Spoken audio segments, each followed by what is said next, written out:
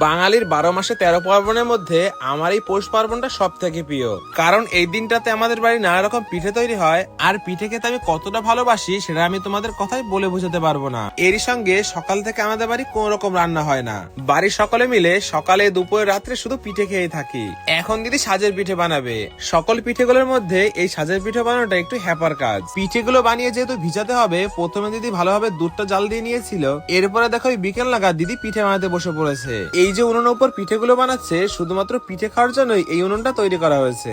গ্যাসের জালে পিঠে বানালে পিঠে তেমন ভালো হয় না। আগের বছর গ্যাসের জালে পিঠে বানিয়েছিল, আর আমরা আগের বছর কেউ পিঠে খেতে পারিনি। এইদিকে আমি সেই সকাল থেকে ওয়েট করছি কখন সাজের পিঠেটা হবে, আর আমি তার উপর গুড় ছড়িয়ে একটা কামড় দেব। শীতের সময়ের গ্রামগার সব থেকে সুন্দর জিনিস হচ্ছে এটাই, নতুন চালের গুঁড়ো দিয়ে তৈরি পিঠে, আর তার সঙ্গে নলের গুড়। এরপরে প্রথম সাজের পিঠেটা সম্পূর্ণ আমি খেয়ে নিয়েছিলাম। হ্যাঁ মামা, তুই তো রাক্ষস, ছোট একটা ভাগ্নিকে রেখে নিজে পিঠেগুলো খেয়ে নিলি। তোমাদের তো একটা কথা বলাই হয়নি, এই বছরই প্রথমবার আমার দিদি সাজের পিঠে বানাচ্ছে। সাজের পিঠে মোটামুটি সবাই বানাতে পারে, কিন্তু পিঠেটা ভালো হওয়া এটাই হচ্ছে মূল কথা।